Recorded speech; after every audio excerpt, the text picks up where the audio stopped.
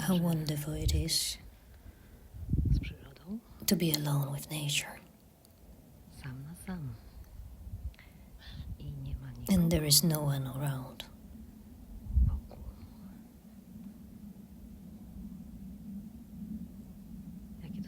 What a beautiful feeling it is when the sun shines directly in your face on this frosty day. In the distance, you can hear a bird singing.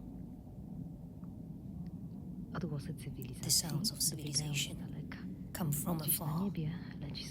Somewhere in the sky, the plane is flying. It is wonderful.